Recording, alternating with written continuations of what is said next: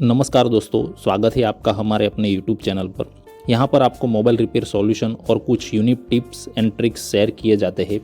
दोस्तों, आज हमारे पास वीवो का Y91C मीडियाटेक सेट आया है, जिसे एक टेक्नीशियन भाई ने हमें रिपेयर के लिए दिया है। उनका कहना है कि मोबाइल ओनली वाइब्रेट हो रहा है और डिस्प्ले चेंज करने के बाद भी सेम प्रॉब्लम है। तो दोस्तों चलिए देखते हैं क्या प्रॉब्लम है और स्टेप बाय स्टेप डायग्नोस करते हैं। मोबाइल ओपन कर लिया है, एक बार चार्ज में लगाकर भी देख लेते हैं। यहाँ पर कंप्लीट 1.10 के आसपास एम्पियर ले रहा है, यानी मोबाइल ऑन लग रहा है। और मोबाइल को पावर की से ऑन करके भी देख लेते हैं। यहाँ पर मोबाइल वाइब्रेट हो रहा है। तो अब ये भी कंफर्म कर लेते हैं कि मोबाइल पूरा ऑन है या इसमें दूसरा कोई प्रॉब्लम है, जैसे कि नॉर्मल शॉर्टिंग, eMMC सॉफ्टवेयर जैसे केस में भी कभी कभी मोबाइल वाइब्रेट होता है। यहाँ पर कंप्यूटर लैपटॉप में मोबाइल को कनेक्ट करके देख लेते हैं। तो आप देख सकते हैं यहाँ पर MTP पोर्ट शो हो रहा है और मॉडल के साथ भी मोबाइल कंप्लीट डिटेक्ट हो रहा है, यानी हमारा मोबाइल यहाँ पर पूरा ऑन है। हमारा मोबाइल ऑन है तो अब हम step by step fault finding कर लेते हैं। आगे की प्रोसेस हम माइक्रोस्कोप कैमरा में कवर करेंगे। बोर्ड की कंडीशन की बात करें तो पावर सेक्शन का शील्ड निकाला हुआ है और काम भी हो चुका है। तो यहाँ पर हम बोर्नियो में Y91C का हार्डवेयर सॉल्यूशन ओपन करके सबसे पहले लाइट सेक्शन ओके है या नहीं वो देख लेते हैं। LCD कनेक्टर पर एनोड का GR और कंटिन्यूटी चेक करते हैं। यहाँ पर 630 के करीब GR आ रहा है, जो नॉर्मल लग रहा है। लाइन ओके है। उसके बाद VPH कॉइल को भी चेक कर लेते हैं।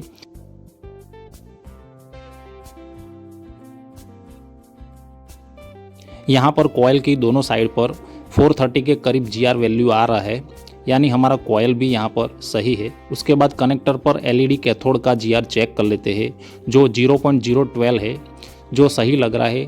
और PWM की लाइन भी चेक करेंगे। यहाँ पर 655 के करीब GR मिल रहा है, यानी ये भी लाइन ओके लग रहा है। यहाँ पर लाइट सेक्शन से कोई भी दिक्कत नज़र नहीं आ रहा है। तो अब हम ग्राफिक सेक्शन की तरफ देखेंगे।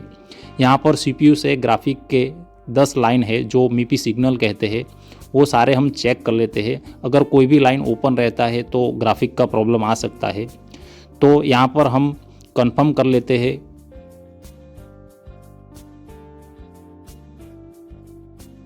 यहाँ पर CPU से ग्राफिक के लिए 10 MIPI सिग्नल भेजे जाते हैं। वो ओपन हो तो भी प्रॉब्लम आ सकता है। तो सारे GR से हम कंफर्म कर लेते हैं। अगर एक भी GR यहाँ पर मिस रहेगा तो ग्राफिक शो नहीं होगा। 1 बाय 1 सारे GR चेक कर लिए हैं, कहीं पर भी प्रॉब्लम नज़र नहीं आया है। सारे लाइन यहाँ पर ओके है। अब CPU से LCD रीसेट सिग्नल और LCD TE लाइन के सिग्नल भेजे जाता है। ये भी मिस हो तो भी प्रॉब्लम हो सकता है, तो उसे भी हम चेक कर लेते हैं। ये दोनों लाइन भी यहाँ पर ओके है। उसके बाद 1.8 की जो लाइन है VIO, उसे भी यहाँ पर हम चेक कर लेते हैं। इसका भी GR यहाँ पर कंप्लीट है। अब हम ग्राफिक IC से VSN और VSP लाइन को भी देख लेते हैं।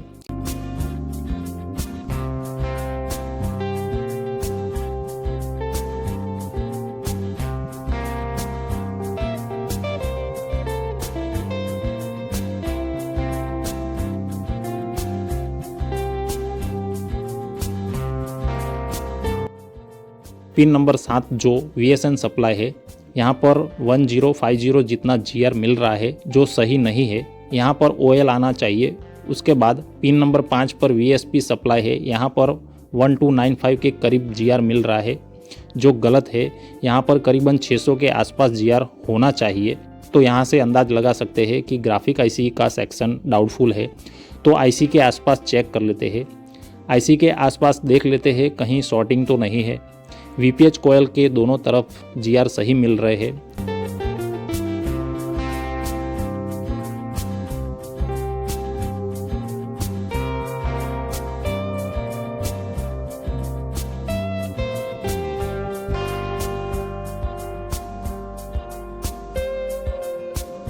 और VSN VSP लाइन के कैपेसिटर पर गलत वैल्यू है और IC के पास में एक कंपोनेंट भी मिसिंग है, तो वो भी देख लेते हैं।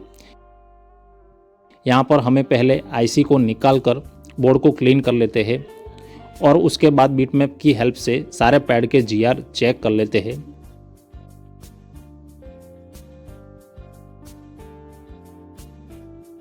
यहाँ पर BSTO रेगुलेटर का एक कैपेसिटर नहीं है, तो ट्रैक भी यहाँ पर डैमेज हो चुकी है, जिसे हम बाद में फिक्स कर लेते हैं। पहले सारे पैड के वैल्यू 1 बाय 1 यहाँ पर हम चेक कर लेते हैं GR वैल्यू। तो यहाँ पर SDA और SCL सिग्नल भी हमें CPU से कंप्लीट मिल रहा है और VPH लाइन भी ओके है। इसका मतलब IC इंटरनली ख़राब है, जिसकी वजह से VSN और VSP लाइन गलत वैल्यू आ रहा है। तो हम पहले BSTO रेगुलेटर की लाइन को अंडर मास्किंग करके UV से सही कर लेते हैं। यहाँ पर मैं डिसोल्डर विक का जंपर वायर यूज़ करूँगा।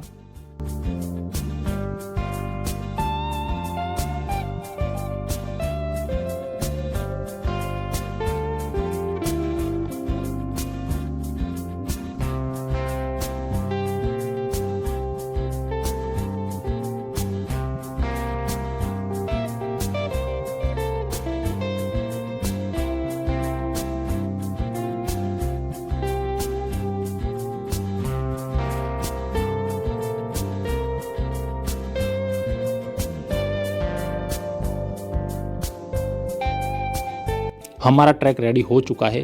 तो अब हम पहले कैपेसिटर को फिक्स कर लेते हैं। किसी भी ग्राफिक सेक्शन से हम कैपेसिटर को निकाल कर बोर्ड में फिक्स कर लेंगे।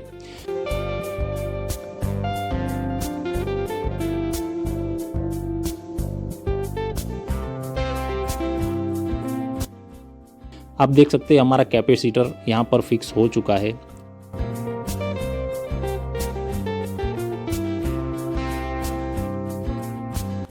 अब हमारा फाइनल वर्क IC रिप्लेस करने का रहेगा।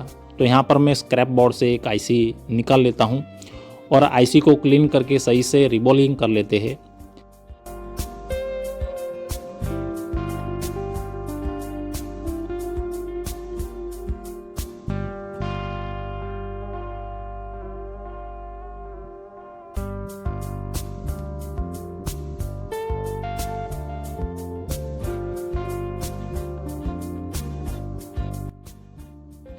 और उसके बाद हम IC को यहाँ पर हम फिक्स कर लेते हैं।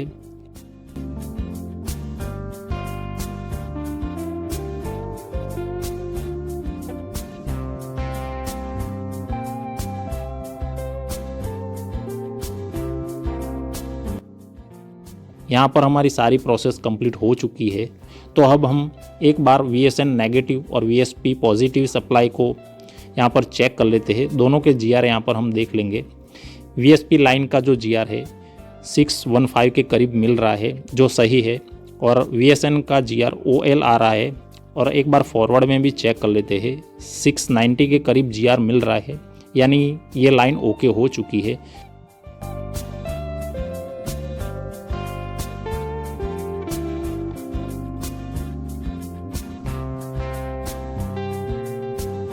तो अब एक बार हम मोबाइल को फिटिंग करके देख लेते हैं।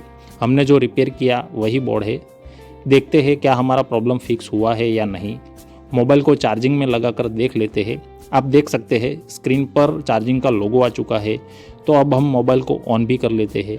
स्क्रीन पर वीवो का लोगो आ चुका है और हमारा जो वाइब्रेट का प्रॉब्लम था वो सॉल्व हो चुका है। दोस्तों, ग्राफिक और लाइट दोनों आ चुके हैं।